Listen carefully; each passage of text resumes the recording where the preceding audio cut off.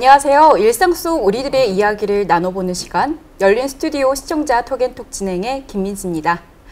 요즘 우리의 가장 큰 관심사가 무엇일까요? 아마도 건강일 겁니다.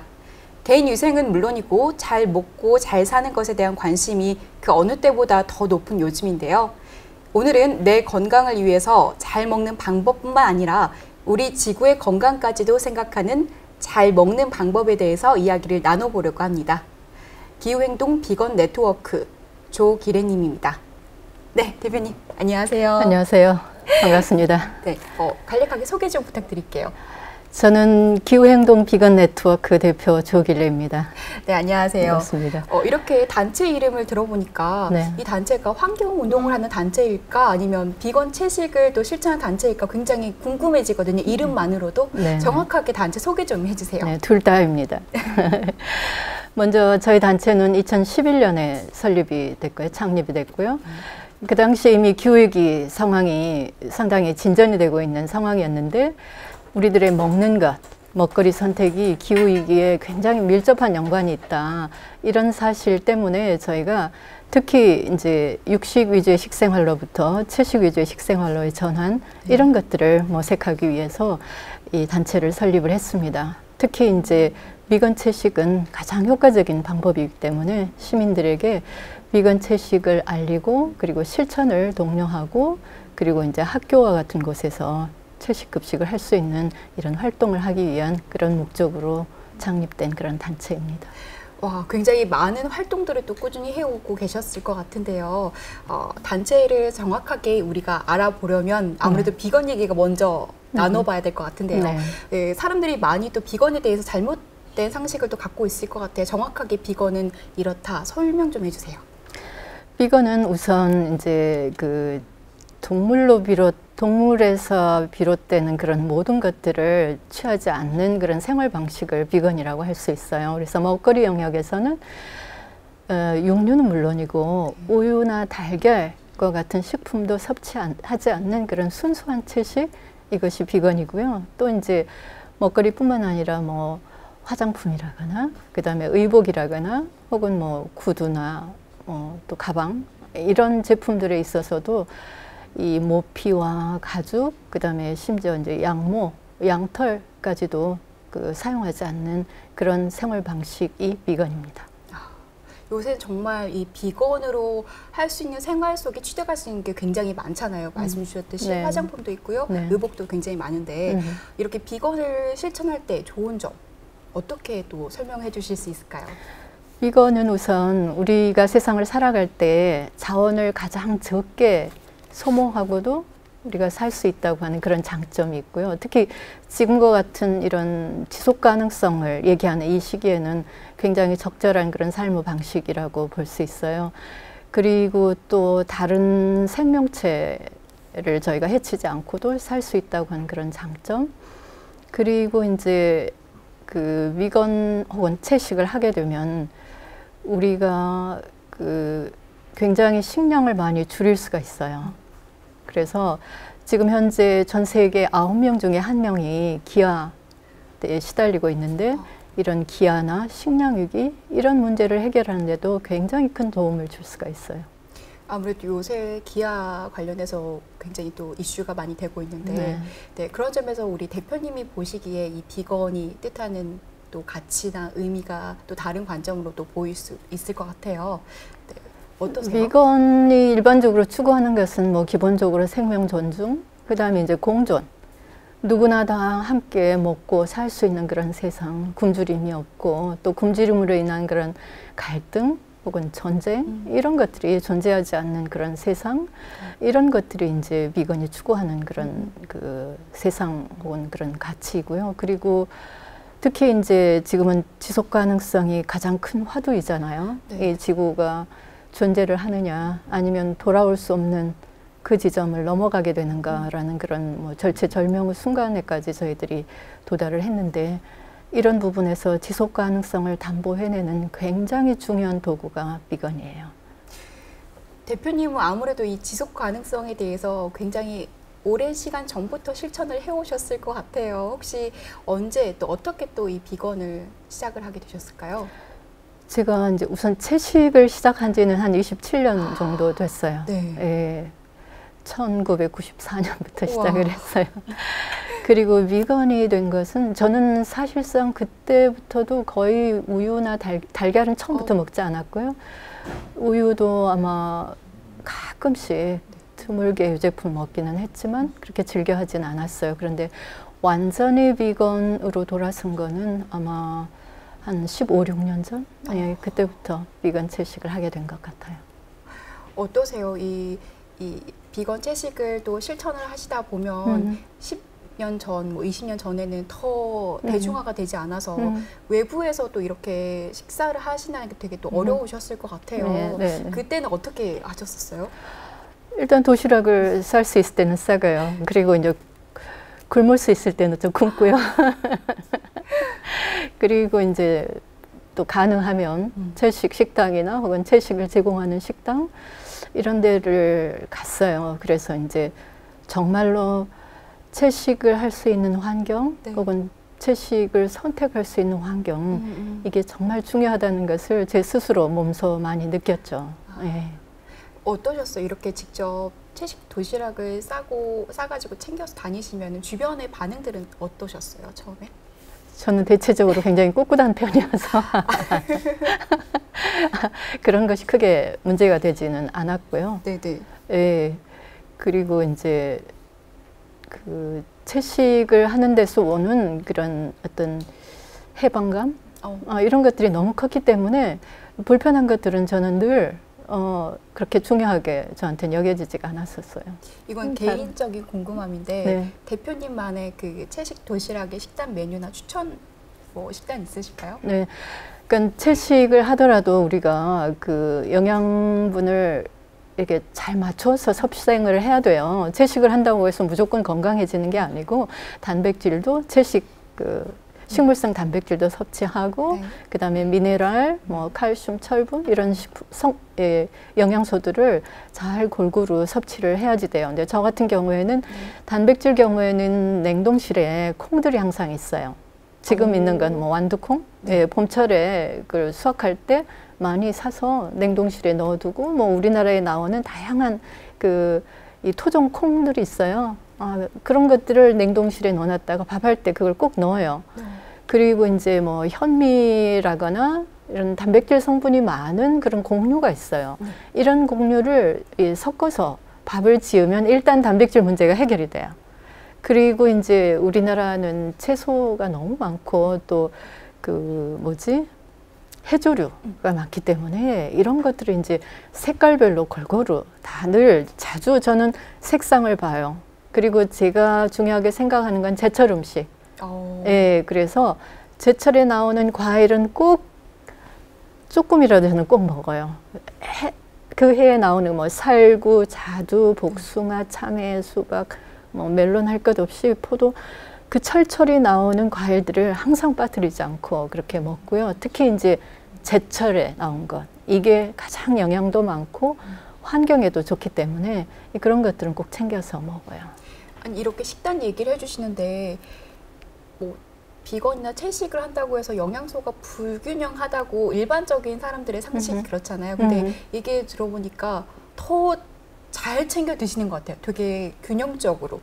그래요. 그리고 실제로 이제 미국의 영양협회에서 비건 채식, 그러니까 우유나 달걀까지 안 먹는 비건 채식으로도 우리 생애의 전 단계, 그러니까 뭐 임신, 수유기, 또 애들의 성장기 이때 필요한 모든 영양분을 다 섭취할 수 있다고 했어요. 그러니까 우리가 그거를 잘 균형 있게 섭취만 하면 되는 거예요. 조금도 걱정이 될 게 없어요. 그리고 뭐 항암식품이나 이런 것들도 식물성 파이토케미컬이라고 하죠. 그런 다양한 색깔의 그런 식물성 식품 안에는 그런 좋은 성분들이 들어있고 또 여러 가지 종류의 암들을 예방하는 그런 섬유질도 들어있고 그래서 건강한 식단이죠.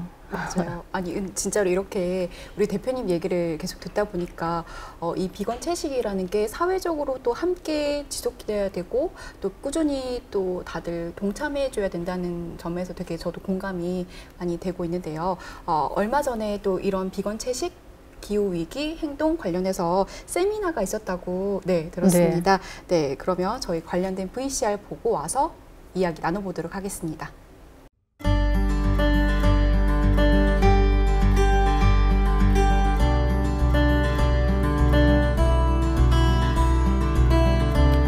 오늘 이 세미나 경우에는 지금 이제 기후위기 극복을 위해서는 채식 위주의 식생활로 전환해야 한다. 뭐 이런 요구들이 지금 커지고 있는데 그와 관련된 어떤 제도적인 전환, 이것을 모색하고 그리고 이제 민하고 관이 함께 협력하는 그런 협력틀을 만들기 위해서 이 자리를 만들었고 제가 참석을 했습니다.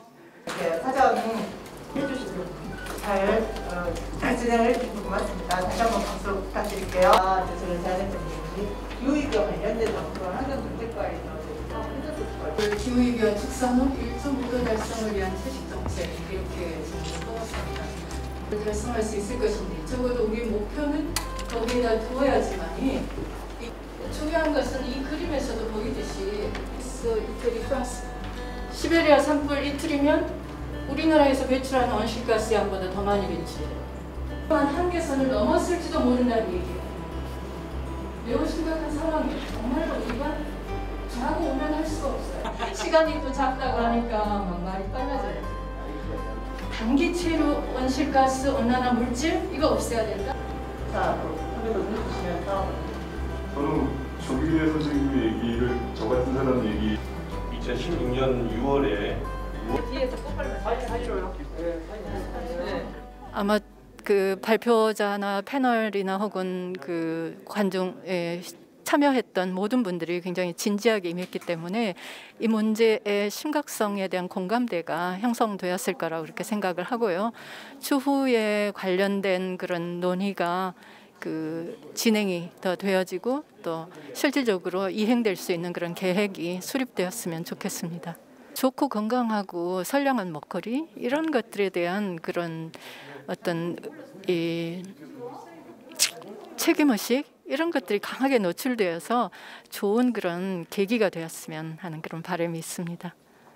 네, 이렇게 VCR을 보고 오니까요. 이 비건 채식이 단순히 채식을 우리 건강을 위한 채식이 아니라 또 다른 더 나아가서 더 큰 건강을 위한 채식이라고 또 이야기를 해주시는 것 같은데 어떤 점에서 우리가 또 이 비건 채식을 실천을 해야 될까요?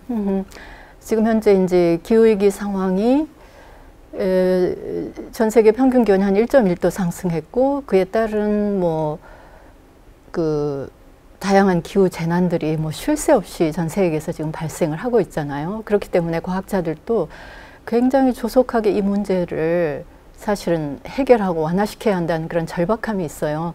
그런데 과학자들이 내놓는 그런 처방 중에 기후위기 억제를 위해서는 우리가 채식 위주의 식단으로 돌아가야 한다고 하는 이제 이런 얘기가 나오고 있는 거예요.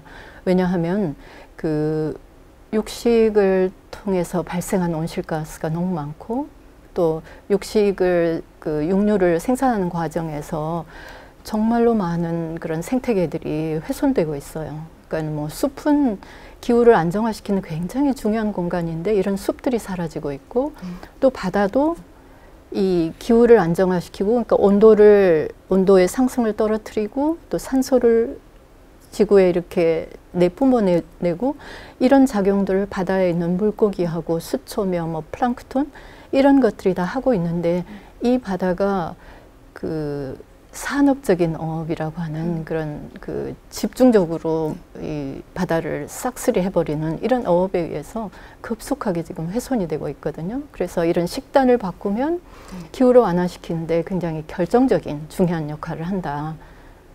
특히 이제 지금이 급성 상황이기 때문에 과학자들은 10년 동안은 메탄이라고 하는 그런 온실가스를 줄이는 데 집중해야 된다. 이 메탄은 너무 강력한 온실가스이기 때문에 이걸 줄여야지만이 이런 기후 위기가 치닫는 것을 좀 완화시킬 수 있다고 그렇게 얘기를 해요. 근데 이 메탄의 중요한 발생원이 축산업이에요. 예, 그래서 특히 지금부터 이 10년이라고 하는 이 기간에는 우리가 정말 먹거리 전환에 집중해야 되는 그런 시기이기도 해요. 그러니까요. 요즘에 굉장히 이 이산화탄소를 줄이기 위해서 많은 분들이 또 운동이나 활동들을 하고 계시는데 이 이산화탄소를 넘어서 우리가 이제 집중해야 될 건 메탄이다. 또 이렇게 얘기해 주셨는데 저희가 이런 점에서 조금 실천할 수 있는 실천 방안들이 또 있을까요? 이 육류를 섭취하지 않는 이런 식생활로의 전환, 또 그런 정책의 도입, 이런 것들이 지금 상황에서는 매우 절실한 그런 기후위기 대응 전략이라고 말할 수 있어요. 지금 심각한 메탄에 대해서 우리가 이거를 감소시키려면 궁극적으로 우리는 이제 채식을 식단을 해야 된다라는 또 이야기 같은데 이 채식을 하면 어떤 효과들이 있을까요? 채식을 하면 효과가 엄청나요. 먼저 우리가 다 먹고 살아야 하는데 우리들이 식생활은 불가피하게 해야 되는 거잖아요. 근데 우리들이 식생활을 통해서 발생하는 온실가스를 70%나 줄일 수 있어요. 굉장히 높은 수치예요. 네네. 그래서 그 과학자들은 2050년 기준으로 한 80억 톤 정도나 줄일 수 있다고 얘기를 하고요. 그 다음에 두 번째로는 그 축산업에 사용되는 그 사료 경작지나 목초지가 전 세계 농경지의 한 80%나 돼요. 그렇게 많이 지금 사용이 되고 있는데 만약에 전체 인류가 만약에 채식을 한다, 비건 채식을 한다 그러면 농경지가 75%나 남게 된대요. 이 농경지는 사람을 위한 그런 식량을 제공하는 농경지로 일부 쓰고 나머지는 이제 자연 초지 상태로 돌아가면 여기에서도 한 80억 톤 가까운 온실가스를 줄일 수 있다고 해요.